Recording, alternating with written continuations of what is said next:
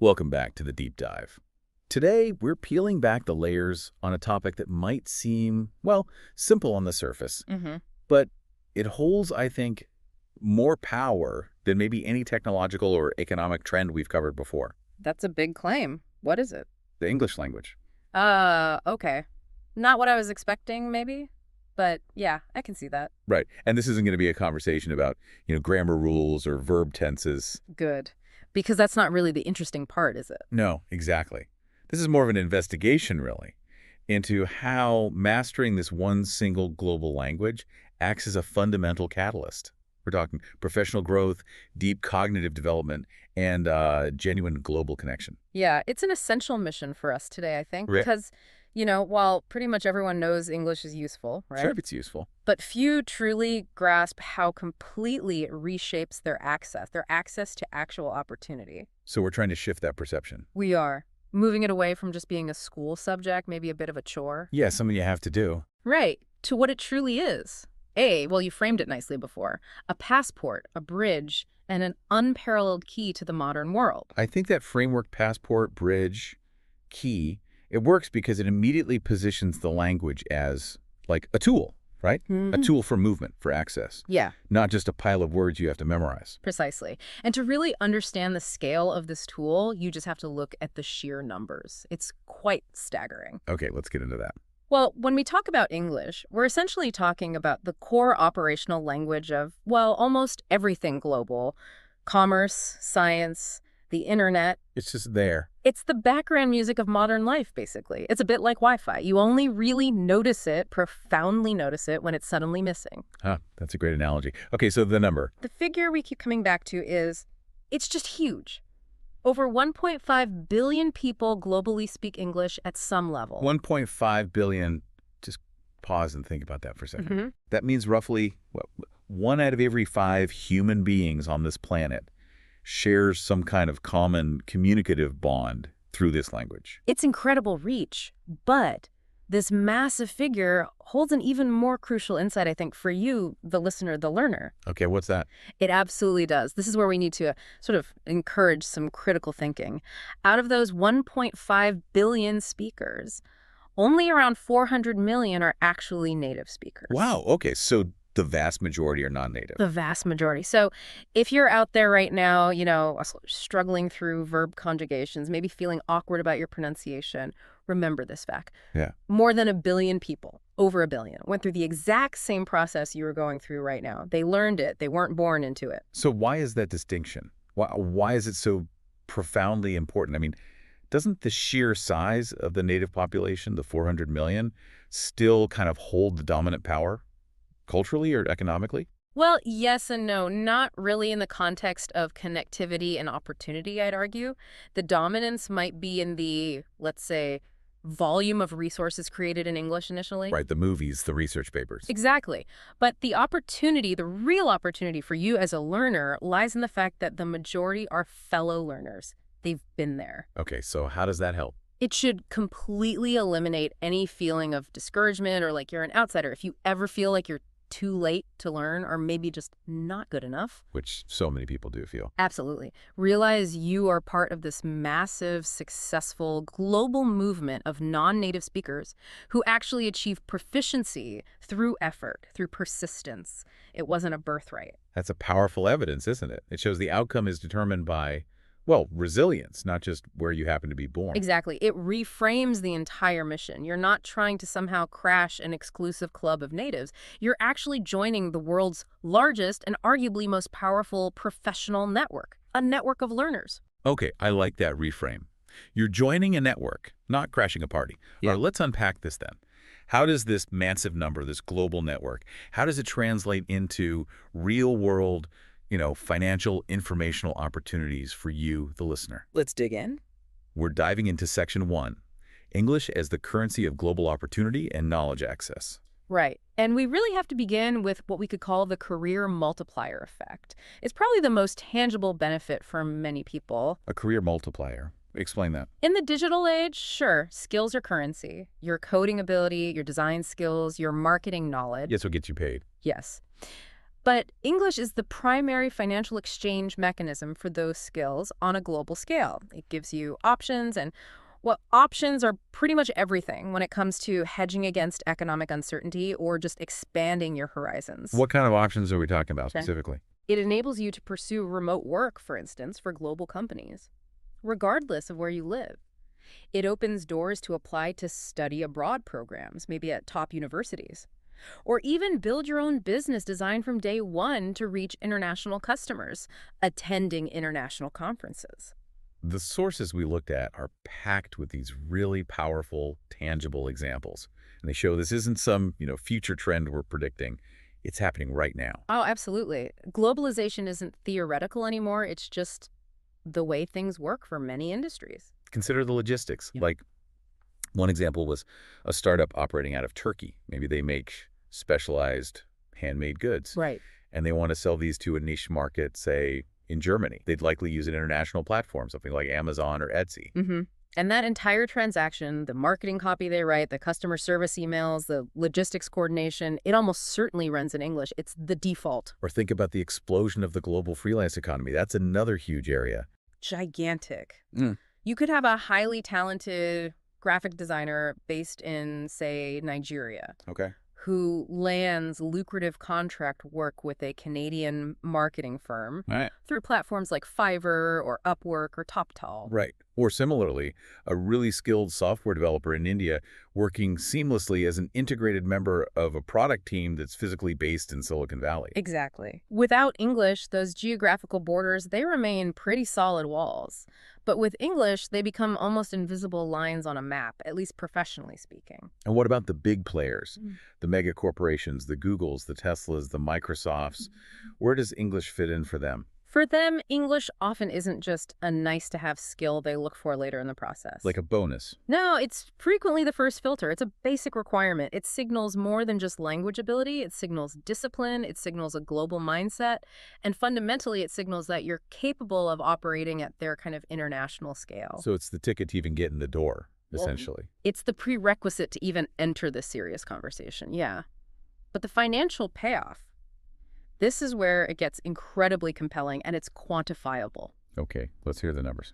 Well, research cited by the Economist Intelligence Unit, so a pretty credible source, showed that fluent English speakers often own anywhere between, get this, 30% and 50% more. 30 to 50% more. Yes, than non-English speaking colleagues in the very same position and the same location. Wow. That's a phenomenal difference. Yeah. We need to understand the mechanism behind that, though. Yeah. Why? It can't just be because they can, ask where the bathroom is in English. What's the fundamental value they bring that commands that kind of premium? It comes down to something the sources we reviewed termed connecting more dots. Connecting more dots. Okay, think about it. A person fluent in English accesses primary information. It's unfiltered, it's timely. They can read the latest research white papers the moment they're published. They can analyze shifting global market trends as they happen, not weeks later. Okay. So it's about speed and directness.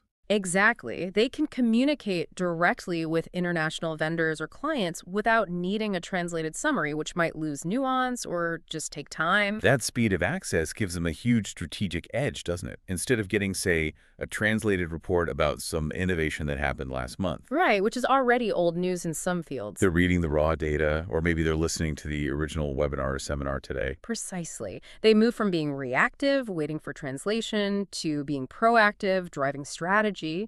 If you constantly rely on waiting for materials to be localized into your language, You're always playing catch up. you're always operating at a deficit, both in terms of time and often in terms of context or nuance that gets lost. Fluency allows for faster decision-making, better risk assessment, because you can see global precedents directly, and ultimately that translates to greater perceived value to the organization. So that capability to analyze and synthesize information right from the source, that's why they command that higher salary multiplier. Yeah. It makes perfect sense. It does. The informational advantage is it's massive. If English is the professional currency, like you said, it's also clearly the informational currency. No question. Think of the internet. We talked about it being the world's collective current brain, right? That's a good way to put it. Yeah. And that brain, according to the data, is approximately 60% English. 60%. And that figure isn't just, random cat videos or something. It represents the bulk of the world's current intellectual capital flowing online.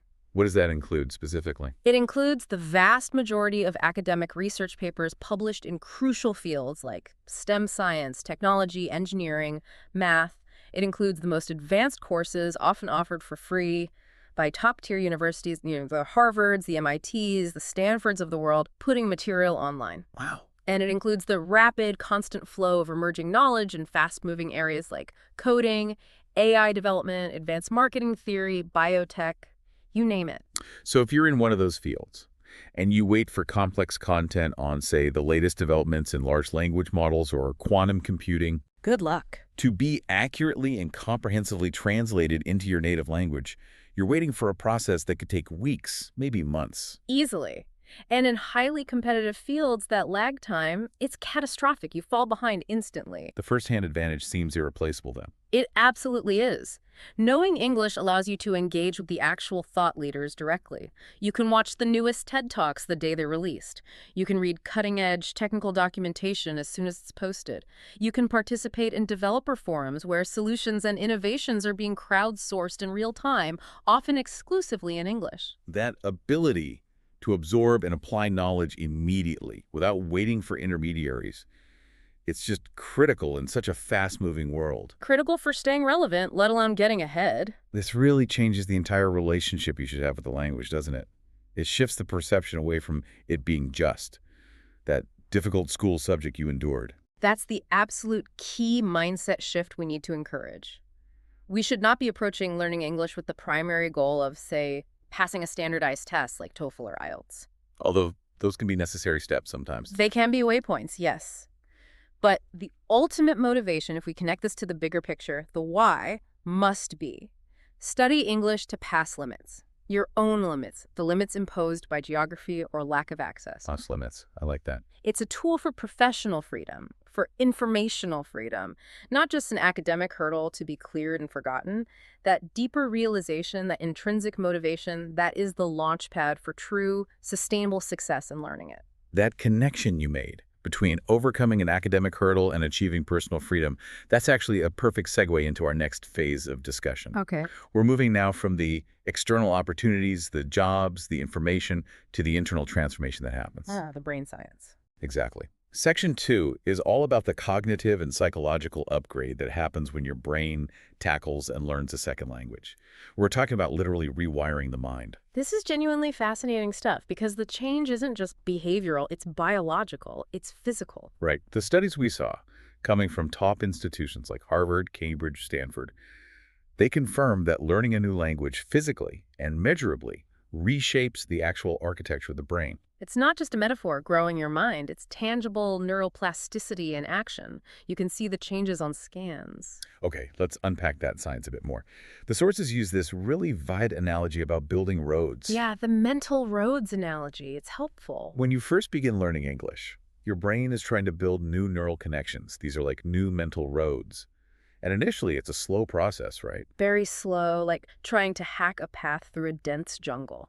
You struggle, you forget vocabulary constantly, you feel that immense drag of frustration. It feels difficult because it is difficult for your brain initially. But that struggle, that difficulty, that's actually the sign that the process is working, isn't it? Precisely. That initial slow traffic, the difficulty you have retrieving a word or forming a complex sentence, that is the brain constructing the fundamental pathways. It's laying down the gravel, so to speak. Okay. Then, with consistency, with repeated use and practice, those tentative little mental dirt roads start to become more robust. They get paved. Eventually, they become high-speed neural highways. The flow of thought and language becomes much more automatic. And the tangible, measurable result of all this construction work? It's the growth of new gray matter. Actual physical gray matter. Yes. This is the crucial part of your brain responsible for processing information, for thinking, for memory, for decision-making. So that moment when you're really struggling with a difficult idiom or a complex verb tense. Yeah, feeling totally stuck. Instead of getting discouraged, remind yourself. Oh. You are literally physically growing and strengthening the engine of your intellect. You're building brain power. That's a much more positive way to frame the frustration. The frustration is the feeling of the brain getting stronger. It's a compelling correlation.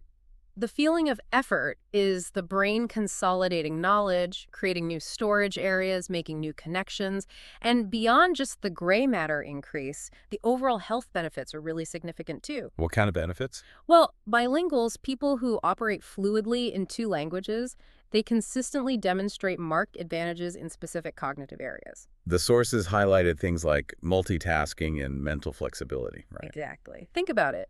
When your brain constantly has to manage two language systems, it has to filter, select the right words, and actively inhibit the other language, all simultaneously, millisecond by millisecond. That sounds exhausting. It's like a constant workout for the brain. This continuous filtering and switching acts like high-intensity interval training for the mind. It becomes incredibly agile. And there are longer-term benefits, too. Definitely. Research consistently demonstrates that bilingual individuals are less likely to develop dementia later in life. And they tend to maintain superior focus and what's called executive function planning, problem solving as they age. So learning English isn't just about careers. It's arguably one of the most effective, accessible, and honestly enjoyable forms of long-term mental health insurance available. That's a huge takeaway. Okay, now let's shift slightly from the purely cognitive structure, the gray matter and stuff, to the more psychological and even identity shift. The idea that you might feel like a different person when speaking English. Yeah, exactly. This is where it gets really personal and quite intriguing. It is intriguing, and many learners report feeling this unique sense of maybe emotional freedom when they speak their second language. Emotional freedom, how so? Well, think about your native language. Every word you speak, every phrase you use is filtered through decades of personal history, emotional associations, cultural expectations, maybe old insecurities, perhaps limiting habits of thought you picked up growing up. That's a really deep insight. So you're saying all that baggage, all those ingrained habits, and maybe negative self-perceptions tied to your native identity. They get partially bypassed when you switch languages. Exactly. That's the theory, and it resonates with many people's experience. When you operate in English, particularly in an international context, you can shed some of that emotional weight. You're somewhat liberated from those accumulated cultural filters or personal histories. And English itself might encourage a different style. Often, yes. English, especially in business or international settings, tends to be quite direct, pragmatic, maybe more results-oriented. This often encourages clearer, perhaps bolder, and more confident expression than a learner might typically use or feel comfortable using in their native cultural setting. So the learner is effectively accessing or maybe even developing a bolder, perhaps more expressive international version of themselves. Yes, it's an expansion of identity, not a replacement. You're adding a new dimension to who you are and how you can express yourself.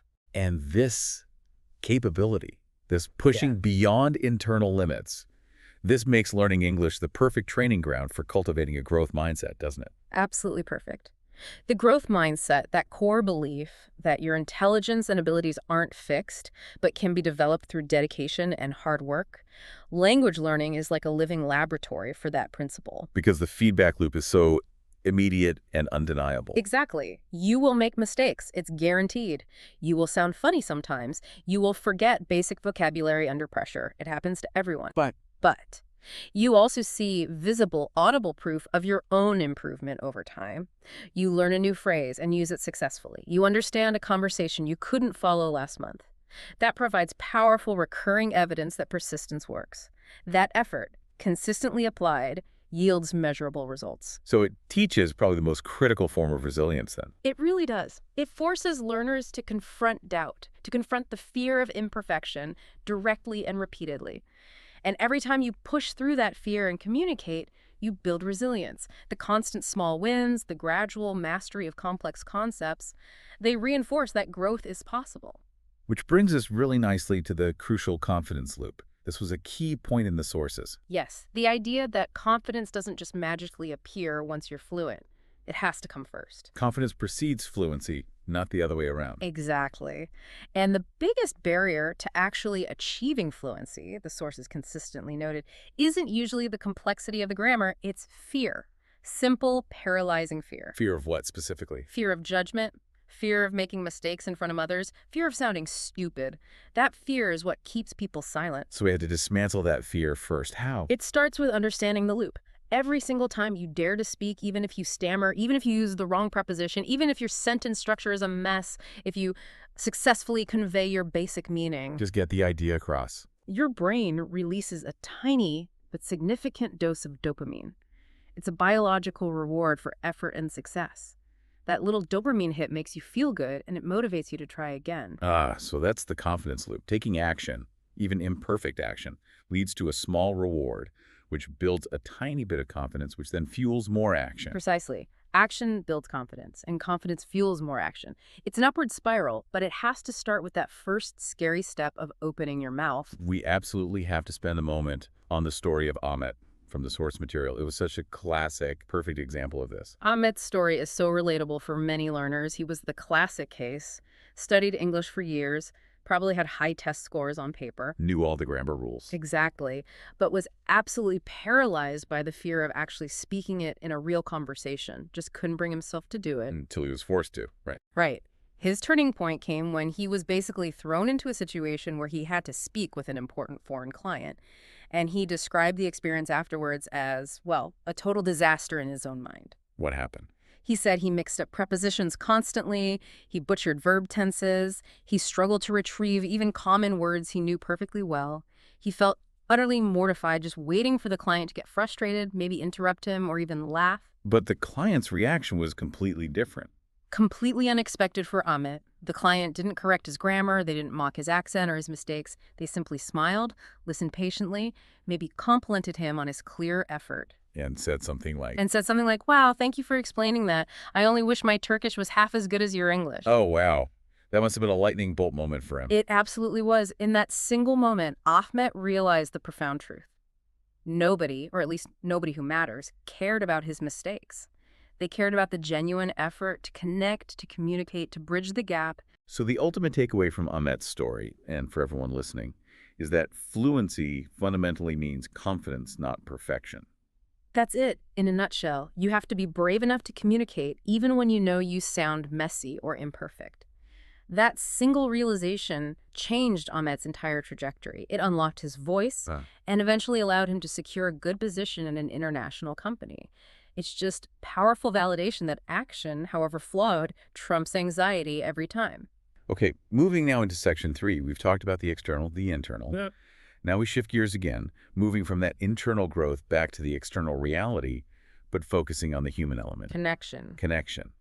If English is the key to your professional future and the upgrade to your mind, it's also arguably the ultimate universal connector between people. It truly is. It functions as the planet's universal backup language. Just think about the simple practicalities of traveling almost anywhere in the world. Right, like if you're lost in a rural part of Japan, maybe trying to figure out a complex train system, or you're trying to order food in a small village in Italy where you don't speak a word of Italian.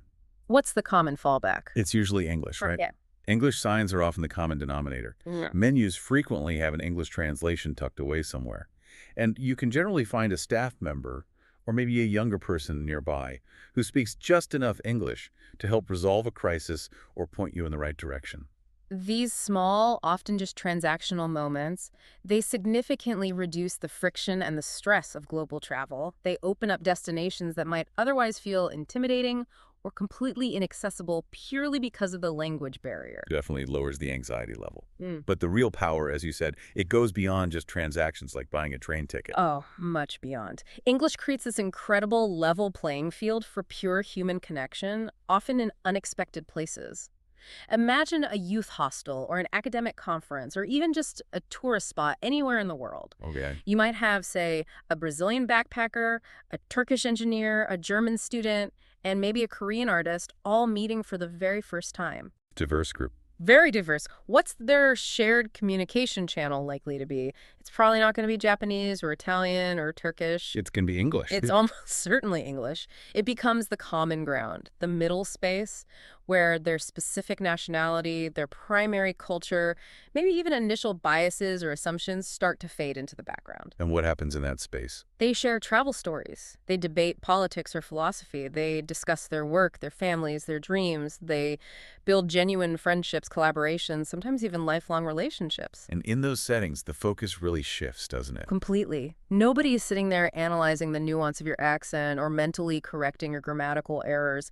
They just care about sharing a story or collaborating on an interesting idea or exchanging genuine human emotion.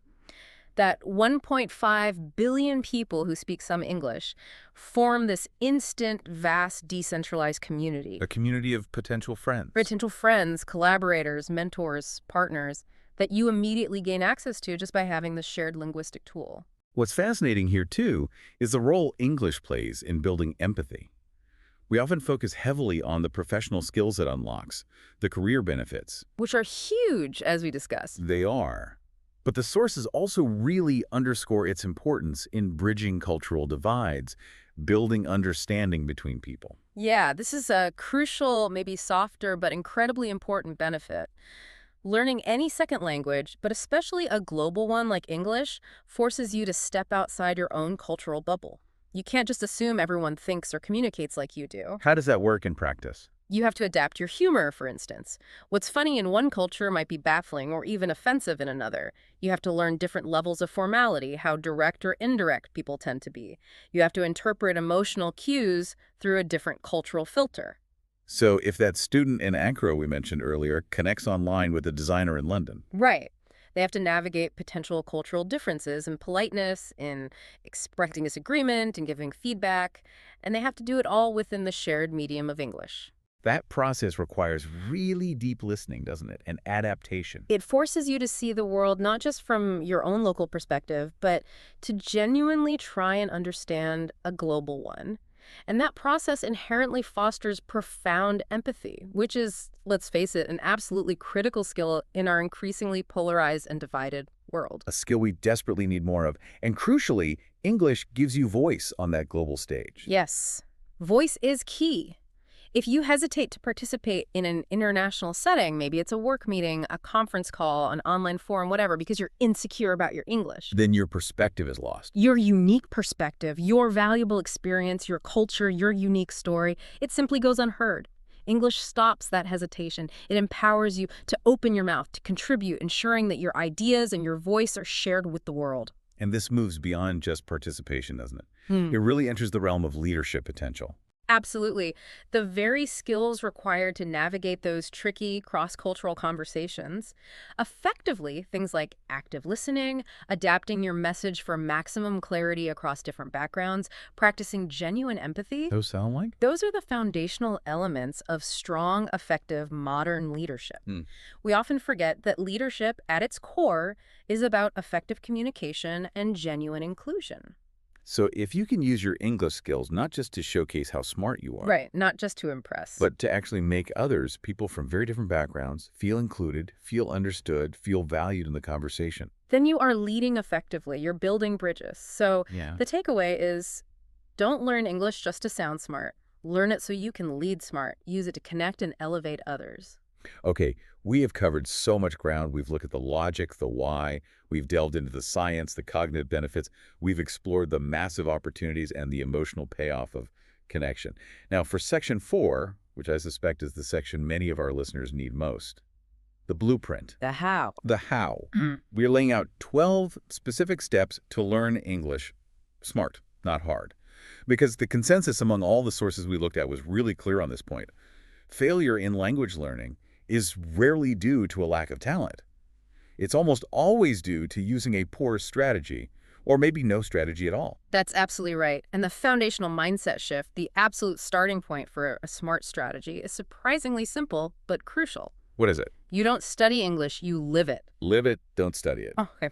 Think about it. If English remains confined only to your notebook or that grammar app on your phone, your brain categorizes it as just an academic obligation, another school subject. Then what happens then? Things categorized as school subjects are as easy to put aside, easy to neglect when life gets busy. But if you actively integrate English into your daily life, make it part of your entertainment, your social media feed, even your internal thoughts. Then your brain starts to treat it differently.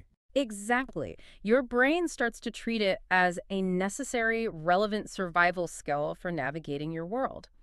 And when the brain believes something is essential for survival or thriving, absorption becomes much more rapid, much more natural, almost subconscious. Okay, so living it is the goal. And the key to actually living it, day after day. Persistence over sheer force. This brings us to rule 1. Consistency beats intensity. Consistency beats intensity. We hear this a lot, but why is it so critical for language? Because the brain consolidates memory and builds those neural highways most effectively through short, repeated daily exposure. It's how we learn most things naturally. Think about it.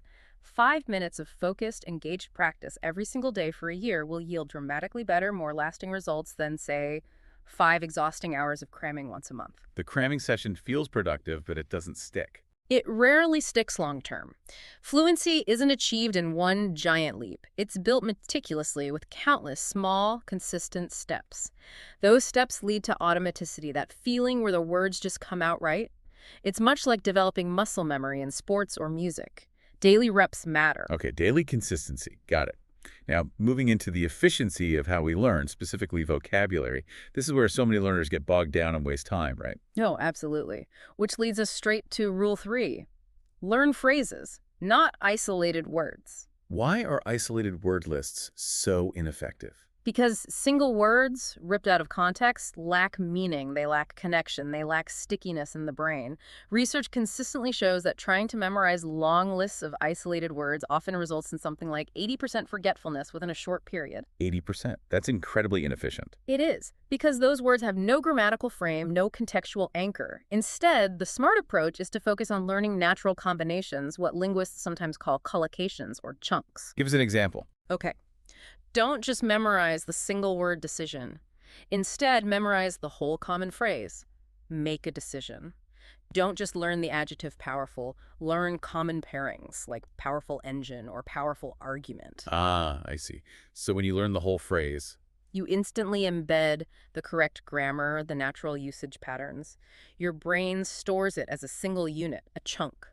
This allows you to retrieve and speak whole chunks of language automatically without having to mentally construct the sentence word by painful word. that automatic chunking, that sounds like fluent speech. It is the hallmark of fluent speech. Fluent speakers don't think word by word. They think and speak in phrases and chunks. Okay, learn phrases. That leads directly to the next rule, which sounds crucial, but also quite difficult to implement. Rule 4. Stop translating. Start thinking in English. This is a tough one, but absolutely vital. When you mentally translate everything from your native language into English before you speak, you're essentially using your native language as a constant intermediary. Like running everything through a slow software emulator. Exactly. You're running every thought, every sentence through this slow motion internal processor. And by the time you've mentally calculated the perfect English sentence, well, the real conversation has often moved 5 steps ahead. You miss your chance.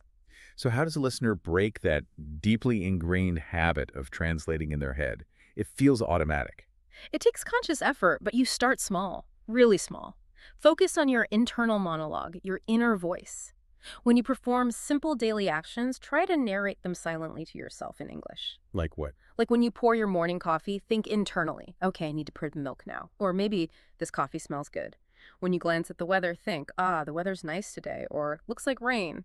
When you see something surprising on the news, think, wow, that news is surprising. So bypass the native language step for simple observations first. Yes, it forces your brain to start building direct pathways between the concept, like nice weather, and the English words, without going through the detour of your native language translation. You're consciously building an English mode in your brain. Okay, thinking in English. That practice feeds perfectly into Rule 5. Turn input into output. Explain that one. Input is consumption. Listening to podcasts like this one, reading articles, watching movies in English, that's all valuable input. It loads the system with data. But production, actually speaking and writing in English, is active. It forces your brain to retrieve, organize, and use the language. That's what solidifies the information and makes it truly yours. If you only consume input without ever producing output, it's like being a professional athlete who only reads training manuals and watches game film, but never actually steps onto the field to practice the moves. You won't improve much.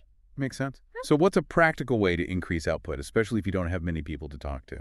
The sources offered a brilliant, if maybe slightly quirky sounding technique, the power of self-talk. Talking to yourself in English. Yes, out loud, or even just silently in your head with structure. Describe your day as it unfolds. Talk through your shopping list. Narrate your internal debate about what to make for dinner plans. Plan your weekend out loud. It might feel a bit strange at first. It might. But it is an unparalleled strategy for building fluency because it completely removes the biggest barrier, the fear of judgment. You are practicing full sentence construction, vocabulary retrieval, pronunciation, full fluency without any external pressure. You're building those output pathways in a perfectly safe, private space. Okay, self-talk for output. Now, to ensure learners actually stick with all this over the long haul, we need Rule 6. Make English fun. This is non-negotiable for long-term success. If learning English feels consistently like tedious homework, like a relentless grind you dread, You'll eventually quit. you will eventually quit. Burnout is inevitable. The key is integration, not just discipline. Integrated into what? Integrate English into the hobbies and activities you already love, whatever they are. Video games, cooking, following sports, fitness blogs, listening to music. Weave English into them. Examples. If you love watching movies or series, switch the audio to English. Maybe start with English subtitles on, then try without them later. If you're a gamer, join an English-speaking guild or server. If you love music, look up the lyrics and sing along. If you follow fashion, follow international bloggers in English. So when English becomes the language of your enjoyment, your pleasure, Your brain absorbs it much more subconsciously, much more naturally. It stops feeling like an imposed burden and starts feeling like part of your life. That's the sweet spot. right. Now let's tackle the big one. The elephant in the room for so many learners. Grammar. Grammar. The source of so much fear. It terrifies people. It often stops them from even trying to speak. Which brings us to Rule 8. Grammar as a tool, not a prison. Such an important distinction. Grammar is meant to help you express yourself more clearly, not to trap you in silence because you're afraid of making a mistake. Here's the truth. You absolutely do not need to know every single intricate grammar rule or perfectly memorize all 12 complex English tenses to achieve excellent, effective communication. Really, what should the focus be then? Focus on the high utility structures, the workhorses of the language. Master the patterns and tenses that cover the vast majority of everyday interactions. What are they? Usually the present simple, the past simple, and the future simple, like using will or going to. Just those three. If you can use those three clearly and reasonably accurately, you can successfully handle probably 80% or more of necessary daily communication. Get comfortable with those first. Add complexity later, as needed. So it's like the 80-20 rule applied to grammar. Right. Focus your effort where it yields the maximum communicative return. Precisely. Understand grammar as the underlying skeleton that supports your expression, not as some kind of complex legal code designed to catch you out. Communication is always the primary goal, not grammatical perfection on a test. And this emphasis on communication over perfection ties into Rule 9. Find your English voice. What does that mean? It means don't waste precious time and energy trying to mimic a perfect, flawless native accent, whether it's supposed to be London or New York or Sydney. It's often an unrealistic and unnecessary goal. So what should the goal be instead of accent mimicry? Focus on clarity. Focus on comprehensibility. Focus on developing a confident, natural rhythm in your speech. Your voice in English should ultimately be the most honest, authentic, and natural version of you, expressing your unique experience, your background, your truth. Don't try to sound like someone else. Because authenticity is what connects, right? Authenticity is what people remember and respond to. Nobody genuinely judges a speaker who is clearly making an effort to communicate with respect and clarity. They appreciate the effort, the connection, not the perfect accent. Okay, just 2 more rules in the blueprint focusing on mindset. Rule 11, build momentum, not motivation. Why the distinction? Because motivation, while wonderful when you have it, is fundamentally unreliable. It's like the weather, it's fickle. It comes and goes based on your mood, your energy levels, how your day went. You can't count on it being there every day. Right. Some days you just don't feel like it. Exactly. Momentum, however. Momentum is different. Momentum is about discipline in action. It's the commitment you make to just showing up day after day, doing that 5 minutes of practice, that one small action, especially when you feel completely uninspired or tired. And momentum builds on itself. Momentum is addictive in a good way. Once you start consistently showing up, the small feelings of progress, the habit itself, will sustain your journey far longer and far more reliably than waiting for fleeting moments of motivation ever could. Build the habit, and the motivation will often follow the action. Build the habit. Yeah. Okay. And the final, perhaps most important, psychological rule. Rule 12. Be kind to yourself. This is paramount. Learning a language, achieving real fluency is a long-term journey. It's a marathon, not a sprint. It is not a destination you suddenly arrive at overnight. There will be bumps in the road. There will absolutely be setbacks, plateaus where you feel stuck, days where you feel like you're going backwards. The essential shift has to be internal. Stop telling yourself, I am bad at English. That's a fixed mindset statement. Instead, Instead, recognize the truth. You are simply becoming fluent. You're in process, you're learning, you're growing. Frame it as a journey of development. And crucially, celebrate every small victory along the way. like what kind of small wins? Like understanding a complex movie scene you wouldn't have caught last month. Successfully ordering food in English during a trip. Sending a work email you feel confident about. Completing a short conversation. Acknowledge and savor these small milestones. Persistence, coupled with genuine self-compassion, is the ultimate key to reaching your goals. Wow. Okay. We have covered the logic, the strategies, the science, the vast opportunities that learning English unlocks. As we begin to close out this deep dive, let's really focus on the final, maybe the most profound element. The emotional payoff, the truly transformative power this skill can bring to your life. Yes. This is where we move beyond the practical and into the realm of aspiration. This is what we might call English as the language of dreams. The language of dreams. Tell me more. Sometimes our biggest, deepest ambitions, maybe it's securing that specific international job or traveling the world independently and confidently, or perhaps publishing our research or creative work for a global audience. These dreams are currently locked behind a language wall. It feels impossible because of the language barrier. Right. English, when you embrace learning it, becomes the key, maybe even the crowbar that starts to break down that wall. It fundamentally changes your internal narrative. It helps turn that hesitant, fearful thought of, oh, I can't possibly do that, into a growing, confident declaration. You know what? I think I can. And there's a specific magic moment that learners often experience, isn't there? Oh, absolutely. It's unforgettable when it happens. It's that moment, perhaps weeks or months or even years into your consistent practice, when you suddenly realize something amazing. What is it? You realize you just completely understood an entire conversation, or maybe a whole movie, or perhaps a complex segment of a podcast like this one, and your brain didn't slow down to translate, it didn't consciously calculate grammar, it just understood directly, freely. That sounds incredible. It is. All those countless small, sometimes frustrating moments of daily practice, the self-talk, the phrase learning, they suddenly coalesce into this one beautiful, sudden realization, wow, I did it. I can actually think and understand in English without conscious effort. And in that moment, what else happens? What shifts? In that moment, you don't just understand English better, you arguably access a piece of the global mind. You start to move beyond just your local perspective, your local opportunities. You start asking bigger, broader questions about your life and your career. Instead of asking. Instead of just asking, can I do this job here in my city? You start to ask, where in the world could I do this best? What global opportunities are now open to me? It expands your entire map of possibility. So knowing English gives you this immense power of access, power of communication, power of influence on a global stage. This feels like where the power also meets responsibility. Precisely. That's the crucial closing thought. You have worked hard. You have gained a significant superpower. But the ultimate choice always remains. How will you use this newfound power? What are the options? Will you use your English ability merely to show off, maybe to correct others, to create a sense of separation or superiority? Or will you choose to use it to share and uplift others? How's it look? The most successful, and I'd argue the most respected global citizens, use their English proficiency not to dominate conversations or point out others' mistakes, but to actively build bridges of understanding. They use it to make others, especially those from different backgrounds or those less confident in their English, feel included, feel heard, feel inspired, feel valued. That's using the power responsibly. So the message to the listener is, you're not just learning a language to pass an exam or even just to secure a specific promotion, as important as those might be. No, the bigger picture is you are building a fundamentally better, stronger, more connected version of yourself.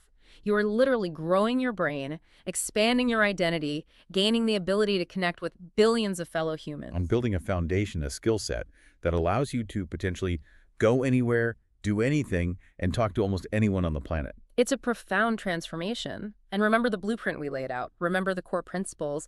The key is never, ever perfection. The key is simply showing up consistently. Use Rule 1.